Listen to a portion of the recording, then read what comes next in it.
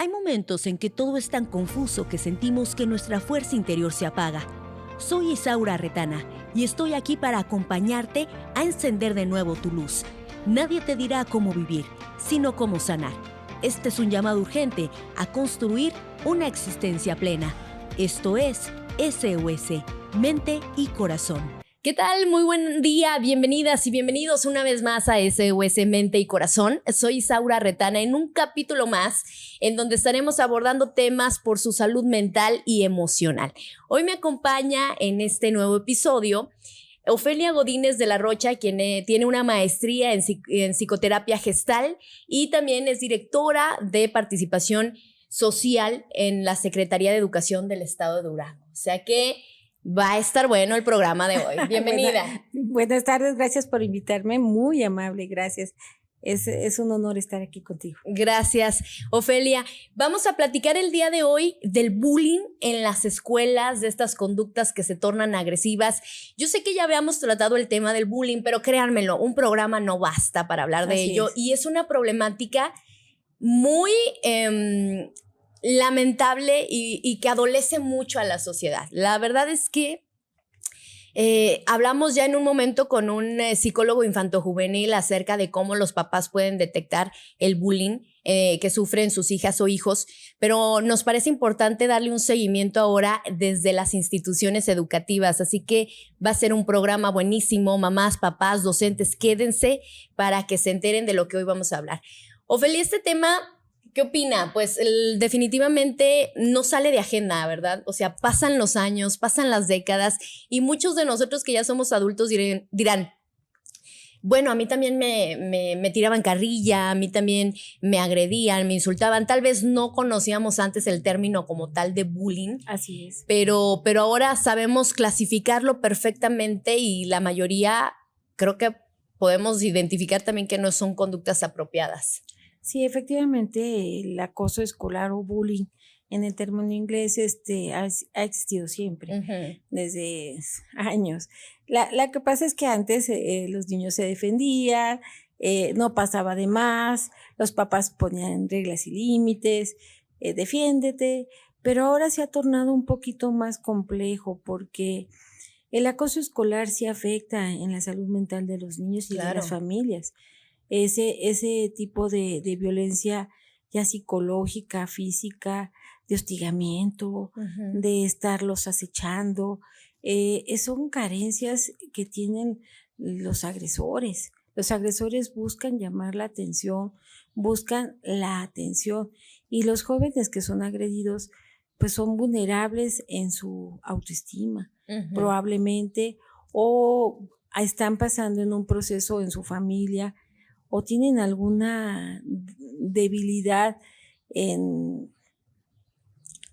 su defensa, porque si uno pone altos puede ser que no agredan, pero como son tan insistentes estos chicos, que la verdad no sé de dónde toman tantas formas para estar agrediendo y sin necesidad, ¿verdad? Nada más es estar sobresaliendo, ser el líder de un grupo, porque normalmente el que está siendo más agresor en la escuela es el más popular, es el que, oye, ahí viene Juanito. Y al que le temen, al que le respetan. Al que respetan, al que pues respetan o le tienen miedo. Sí, más. O intimida, claro, por eso le llaman que respetan. Sí, aunque respetan, pero es ese joven que a gritos está pidiendo atención. Exacto, yo siempre he creído que detrás de la historia de un agresor hay una historia.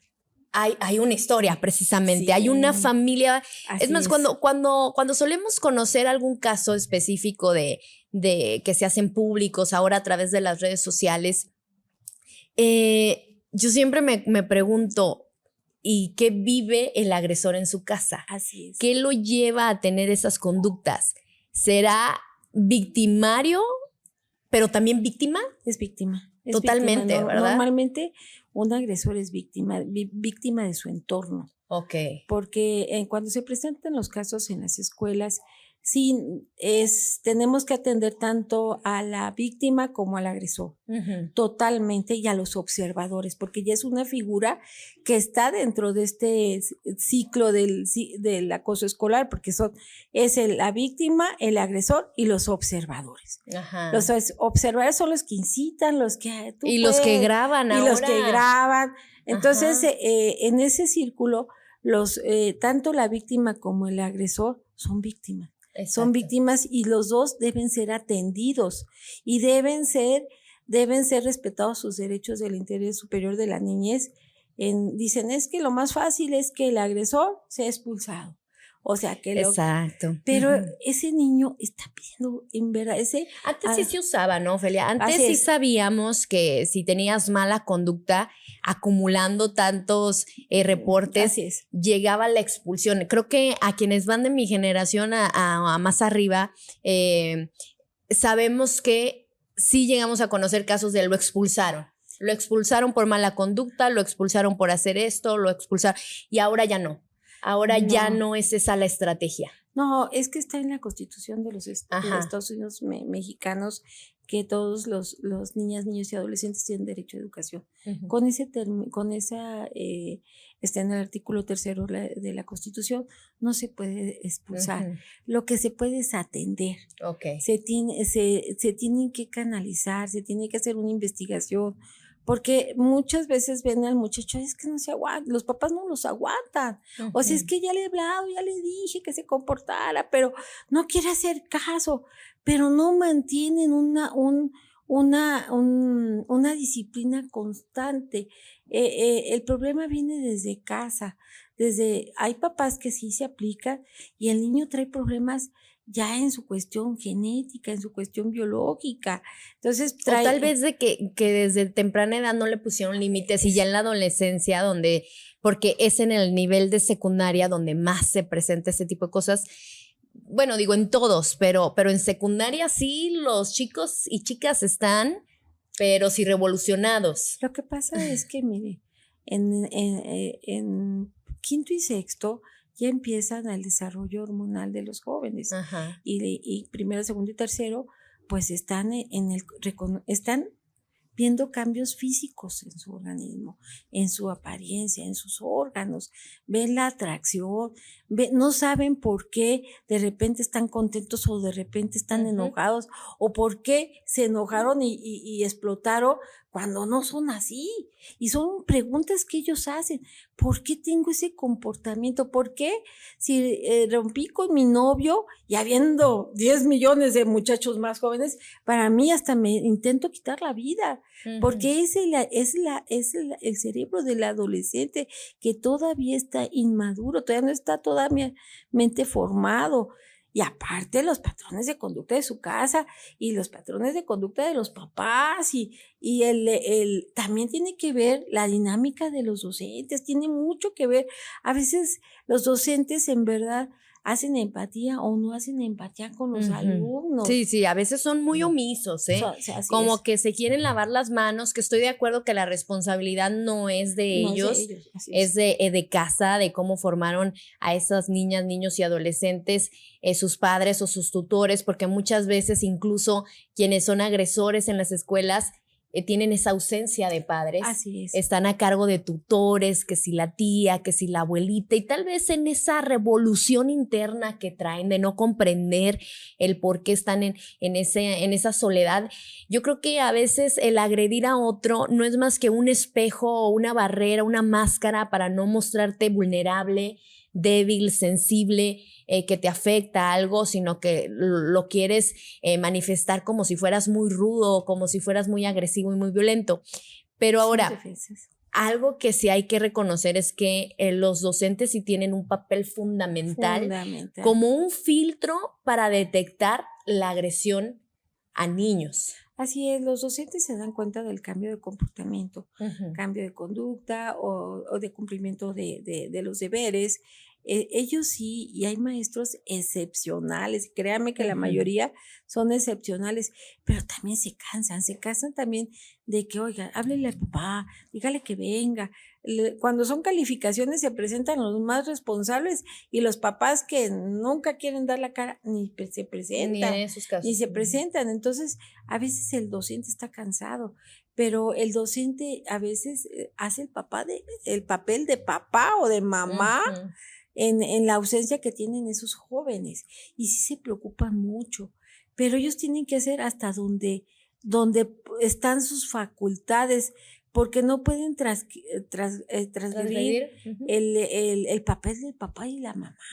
También ellos saben que son docentes y que también ellos son seres humanos y que cargar esa carga emocional de los problemas, ellos también, el docente sufre por la impotencia de que no puede hacer más por ese alumno. Y sí hay muchas situaciones, hay escuelas que dentro del consejo técnico analizan los comportamientos de los alumnos para qué hacer con esos alumnos que repetitivamente tienen ese comportamiento, y es la canalización. Ese es el problema que hay. Cuando hablamos con los papás y les decimos, necesitan atención psicológica, no, es que mi hijo no está loco. No, señor, no, su hijo no está loco. Es un verdadero ser humano y no está loco. Lo que necesita es que tanto papá como mamá y hijo o hija vayan a atención psicológica, pero a veces los rebasa esta situación psicológica porque a veces tienen problemas ya en el cerebro, neuronales, y necesitan la atención de un psiquiatra. Y más por la cuestión hormonal. Entonces hay niños que hay con déficit de atención y no ponen atención, y por más que él quiera no puede. Entonces necesita ese tratamiento, no para que esté dopado o para que esté dormido, no, sino para que haya un equilibrio químico en su cerebro y pueda prestar atención y pueda disfrutar y no sentirse discriminado por sus capacidades. Entonces, sí, es complejo lo del acoso escolar, pero sin embargo, yo hago siempre, cuando hay un caso en que nos llegan ahí en la dirección, se analiza tanto la víctima como el agresor, pero también vemos el entorno, la respuesta de mamá, papá. Hay muchos jóvenes que no tienen la figura de papá, hay muchos jóvenes que pues viven con la abuelita, como lo comentabas. Entonces, todo eso lo tenemos que analizar.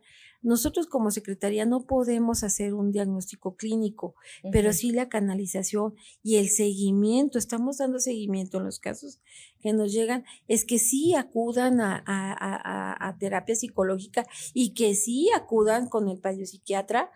Hasta tratamos de que sean las citas más cercas, tenemos un gran apoyo del sector salud. Entonces, para que puedan estos niños no desertar.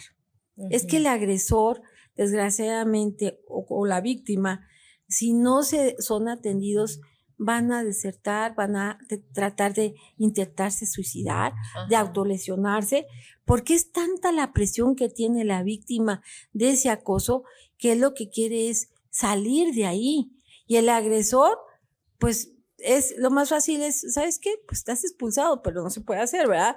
Pero sugieren cambio de escuela, pero el problema se va a ir a otra escuela. Exacto, y aunque en el dado caso, aunque no lo permiten, saliera ese alumno o alumna de la escuela, no resuelve el problema, o sea, no lo salvas a sí mismo de esa situación, porque va a terminar sin ilusiones, a lo mejor ganchado en alguna adicción, en malas prácticas, enredado ahora por el crimen. En fin, no es como darle una solución y un buen futuro a ese joven o esa niña o niño. Ahora, ¿qué tipos de agresiones se están viviendo actualmente en las escuelas? Porque digo, ya los tiempos en los que a nosotros nos tocó la primaria, creo que ya quedaron atrás. Sí. Y lamentablemente creo que ya son más agresivos, o sea, más hirientes. ¿Qué tipo de agresiones ven ustedes? Lo que pasa es que se presenta no nada más aquí en México, el acoso a través de las redes sociales. Ese es algo que daña muchísimo, más porque niñas que pues en la relación con el novio exhiben su pecho, sus senos, y se fotografía, el novio rompe con el novio y empiezan las extorsiones.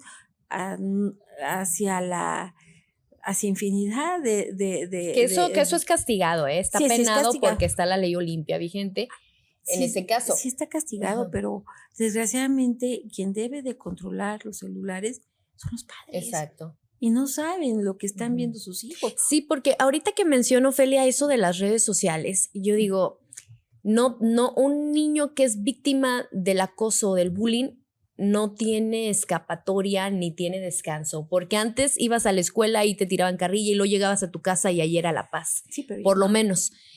Pero ahora, ya que tienen además el uso de la tecnología, les toman una foto haciendo un oso, un ridículo, que se cayó, que esto, lo revientan, les ponen cosas en las redes, o sea, acaban hasta con su reputación, su prestigio, atentan totalmente contra su autoestima.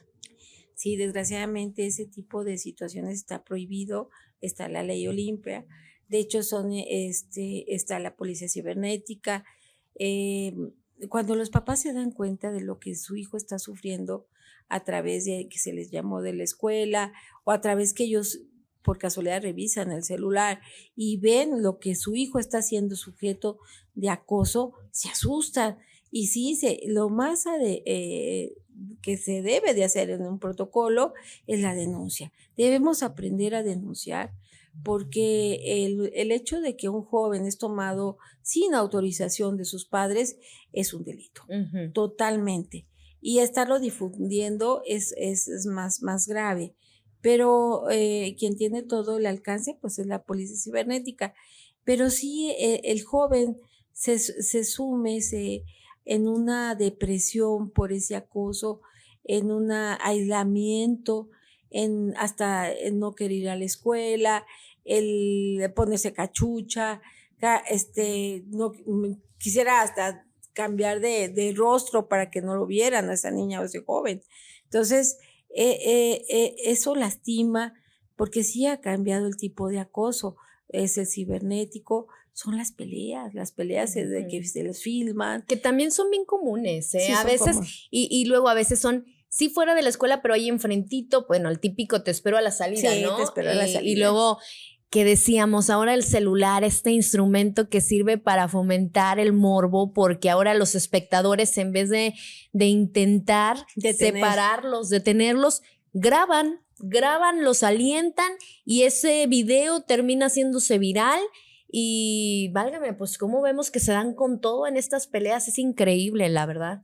Sí, por eso en la dirección, por normatividad federal y por instrucciones del señor gobernador y del señor secretario, el doctor José Guillermo Adame Calderón, se está elaborando una actualización del protocolo de acoso escolar, pero no nada más en la tipificación de acoso escolar, que puede ser físico por lesiones o psicológico dentro de la escuela, sino contemplar ya el ciberbullying, las peleas, el grooming también, porque los jóvenes son desgraciadamente, como es muy fácil contactar con personas que dicen que son y que no son, y luego pueden ser con trata de blancas los jóvenes, o que piensan que ya es el novio muy guapo y nada. Entonces, de estos, pues, delincuentes que buscan a los niños por las redes sociales, ¿verdad? Así es. Entonces está el diseño de ese protocolo, pero los protocolos que implementa la Secretaría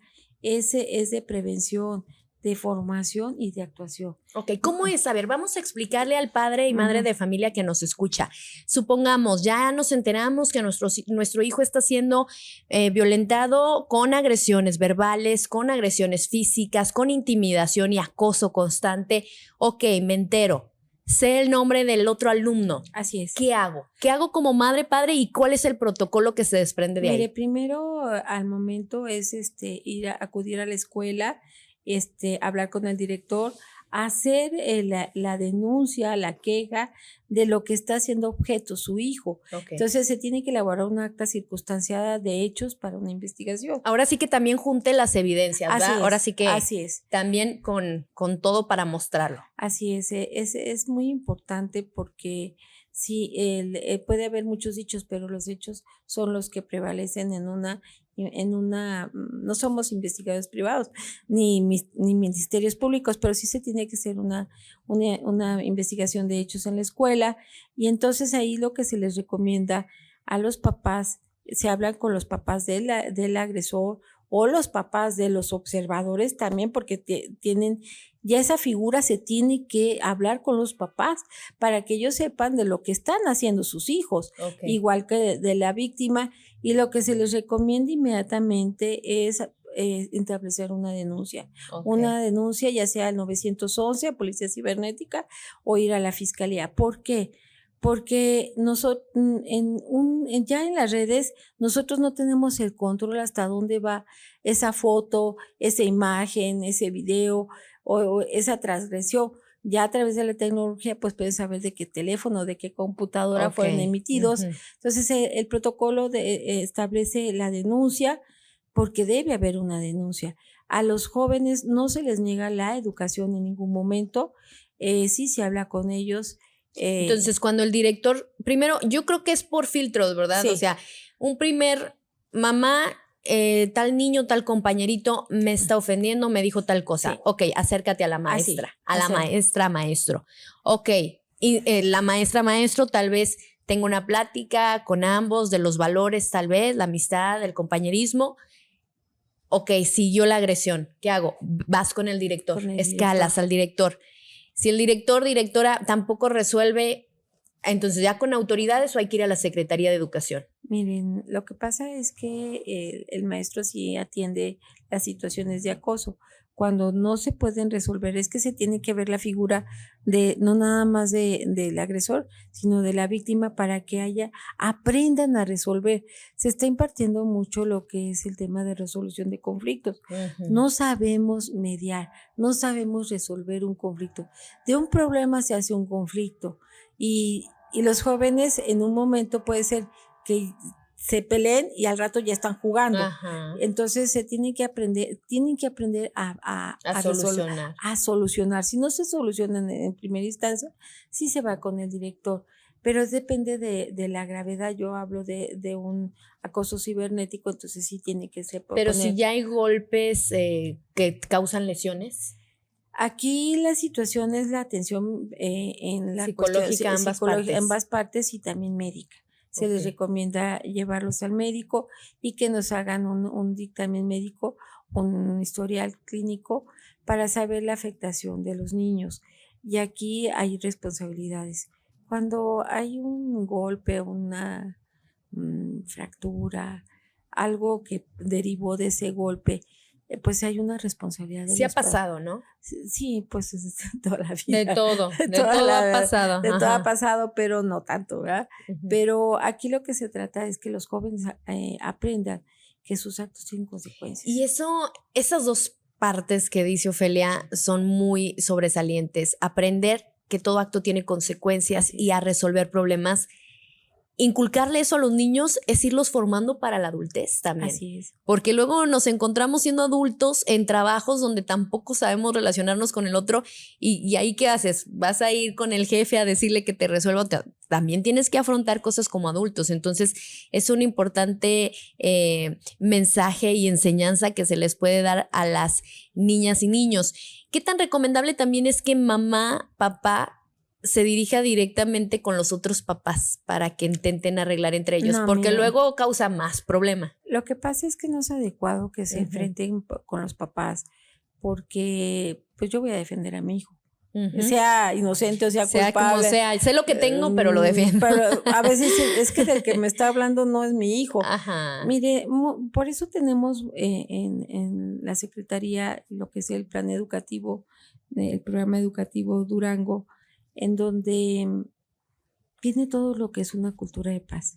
La cultura de paz es resolución de conflictos, los protocolos, todo lo que emerge la cultura de la paz, la mediación de conflictos, hablar con padres, docentes, alumnos, comunidad educativa. Créame, es una labor muy hermosa, porque hablar de la paz, es más fácil hablar de los problemas en las noticias salen los problemas y sale fulanito acosó, pero es más importante denotar o distinguir las actitudes o acciones positivas. A eso es lo que apuesta la cultura de la paz. El distinguir que nosotros podemos convivir sin estarnos peleando. Se nació en una secundaria cuando vino una asesora, la doctora Concha Pinos, en la escuela, y se hicieron los conversatorios de la paz. Se está capacitando en ciencias de la paz. O sea, tenemos que aprender a convivir. Y a ser tolerantes. A ser tolerantes. Porque luego las peleas surgen de un simple, no me caes bien. Así es. No más porque no me ves bien, no me caes bien, pum, nos agarramos a golpes. ¿Cómo? Así es, también viene toda la campaña de valores, que es también... ¿En qué consiste esa campaña de valores? Es, dentro del programa educativo vienen valores sobre la honestidad, la integridad, la empatía, la solidaridad. Entonces, es hacer en nuestras actividades, nuestros pensamientos, palabras, acciones, es hacer esos valores parte de lo que nosotros cotidianamente hacemos, porque es que ya no existen los valores existen, pero no los ponemos en práctica dentro de las acciones. Entonces, los valores es parte de la cultura de la paz, es hablar con los padres, es no darles decir, es que tienes que enseñar a tu hijo a ser honesto. No, la campaña de valores va hacia una dinámica de, como ser humano, ¿qué le quieres transmitir a tu hijo? ¿Qué es lo que quieres trascender? ¿A dónde quieres que vaya tu hijo cuando en su actuar diario no hay valores, no hay responsabilidades, no hay consecuencias de sus actos? O sea, los valores tienen que ir más allá de una plática de honestidad e integridad, es ponerlos en práctica, pero es hablar con docentes, padres de familia, alumnos. La focalización en los padres, porque decimos que el problema está en casa, pero ningún padre sabe ser padre.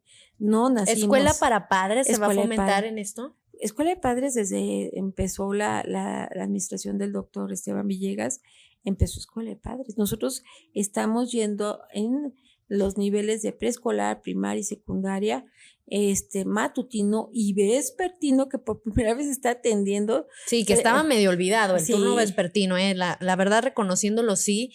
Muchos padres por eso le huían a que sus hijos estuvieran en el vespertino, porque era como, híjole, ¿qué va a pasar con él? Se me va a descarrilar. Así es, pero créanme que hay equipos, todos traen el tema de valores, de autoestima, de cultura de la paz, todos los temas de escuela de padres. Entonces, aquí lo importante es que la seguridad, la cultura de la paz nos corresponde a todos, no nada más al docente, es el padre, es el vecino. ¿Y si participan o no? Los papás, ¿o tienen salones vacíos? Porque luego también los papás exigen, pero no se comprometen, ¿no? Mire, es que no hacemos pláticas aburridas, ¿eh? Eso sí se lo aseguro. Están padres. Están padres, es una dinámica de reflexión. Qué bueno. De análisis, de que ponte en mi zapato, ponte en el zapato, o sea, yo creo que es una reconstrucción del vínculo social, porque en serio, Escuela de Padres se transforma a una reflexión de los padres. Yo no vengo a criticarte ni si que eres buen padre o eres mal padre, sino te vengo a que tengas herramientas para que tus hijos tengan un proyecto de vida, porque tú es lo que le estás fomentando a tu hijo, un proyecto de vida. O sea, ¿cómo ves a tu hijo? No, antes decíamos en 10 años. No, ¿dónde lo ves? En 1 año. ¿Dónde lo ves? En 2 años. ¿Qué es lo que quieres que logre? Yo les digo, ando en todas las escuelas, me encanta andar en las escuelas, y yo les digo, ustedes pueden ser la mejor escuela, porque tienen todo. No les hace falta nada. Tienen excelentes maestros. Sí hay muchas, no digo... necesidades de infraestructura. Pero tienen todo lo mejor porque se tienen a sí mismos y tienen unos padres maravillosos. Sé que hay muchas carencias en la formación como padres, pero para eso esta Escuela de Padres está la campaña de valores, está la cultura de la paz, protocolos. O sea, créame, todos los días se están atendiendo escuelas, escuela de padres, se está atendiendo Cultura de la Paz, estamos yendo a cada parte porque hay muchas necesidades. Y complementado es, ¿qué necesitas, escuela? ¿Cuáles son tus alumnos que tienen vulnerabilidad para ser canalizados? Porque si no, nada más es darles una plática, sino cómo podemos apoyarlos para que esos alumnos, ese agresor, créanme, hay resultados padrísimos porque el agresor se hizo amigo de la víctima, hubo el perdón. Hay una palabra que no se nos ha olvidado. Tenemos que aprender a perdonar. Porque siempre estamos agrediendo, pero hay que perdonar y hay que aprender. ¿Faltan psicólogos, áreas de psicología en las escuelas? Por la normatividad, en las primarias no hay escuela, está el área de USAER, que es un gran apoyo a las escuelas, y en secundaria sí faltan psicólogos, no puedo decir. Estamos batallando porque hay una iniciativa en el Congreso del Estado para que los psicólogos de las facultades hagan el servicio social en las escuelas, pero no les gusta ir a las escuelas porque quieren lo clínico. Y ahí es, o sea, sienten que no es lo clínico, pero van a encontrar muchas cosas clínicas ahí, pero como que piensan que no, pero sí, no sé, es una normatividad federal, no es pues cuestión del Estado no querer tener psicólogos. Acuérdense que son partidas presupuestales que vienen ya etiquetadas. Ok, pues bueno, se nos llegó el momento de despedirnos, Ofelia. Ojalá que otro día nos acepte otra invitación para seguir platicando de esto, de los programas que desde la Secretaría de Educación se impulsan. Es muy importante porque efectivamente nuestros hijos pasan horas también en las escuelas, así que nos interesa saber qué están haciendo las instituciones para protegerlos, para educarlos, guiarlos y que hagamos equipo. Yo creo que lo importante, como decía, cada escuela hagamos comunidad, preocupémonos por que sea una escuela que forme a niñas y niños que serán adultas, jóvenes, pues con valores precisamente, porque hacia allá va el futuro, pero ya estamos aquí en el presente, sí. En el presente con muchas problemáticas, pero ojalá que haya también la disposición de seguir ayudando. Y ojo, mamás, papás, el acoso escolar está en cualquier escuela, ya sea pública o privada. Nos hemos enterado de casos. Así que la señal y el signo más efectivo es que ustedes sean cercanos a sus hijas e hijos y que con ello puedan detectar cuando algo les pasa, porque tristemente, Ofelia, efectivo, es cierto, el acoso, el bullying en las escuelas es causa de depresión, de ansiedad y hasta de suicidio. Así es. ¿Verdad? Sí, así es. Los padres siempre van a ser padres, no son amigos, son padres. Y hay que detectar los diferentes comportamientos, el aislamiento, el que no coma, el que no quieran platicar, el que se encierren en sus cuartos, el que ya no quieran ir a la escuela, el que tengan esa ansiedad y ese comportamiento, porque son nerviosos. Eso como padre debemos aprender a identificarlo. Ya sé que la vida nos lleva, todos trabajamos, pero yo hablo de lo más sagrado que tiene una madre y un padre, son los hijos. Pero si no los conocemos, ¿cómo notamos los cambios? Pero si no sabemos quiénes son sus amigos, ¿cómo sabemos? Si me explico, hay que estar cercanos. El problema es que a veces los padres no nos conocemos ni nosotros mismos. Por eso Escuela de Padres y la campaña de valores nos va a fortalecer de que ese padre tenga las herramientas y pueda disfrutar ser padre y que los aman, pero que puedan encauzar mejor a sus hijos. El acoso es una realidad, pero más la realidad es que los padres son lo mejor que pueden tener sus hijos. Así es. Pues muchas gracias por acompañarnos en este capítulo. Gracias, Ofelia Godínez de la Rocha, directora de Participación Social de la Secretaría de Educación. Muchas gracias. Estoy a tus órdenes. Con todo gusto. Son temas que los vemos diariamente y para nosotros, lo más importante es que educamos con valores. Bien. Bueno, pues la seguiremos invitando. Nosotros nos despedimos, no sin antes agradecerle a Librería Ochoa por prestarnos este bello espacio para grabar este contenido. Y recuerden que cada miércoles estamos estrenando capítulo. Búsquenos como SOS Mente y Corazón. síganos, suscríbanse a nuestra página de YouTube, a nuestro canal de YouTube y bueno, pues déjenos sus comentarios si tienen alguna duda, algún comentario, queja o tema que proponer, los estaremos leyendo. Así que hasta la próxima, soy Isaura Retana. Nos vemos.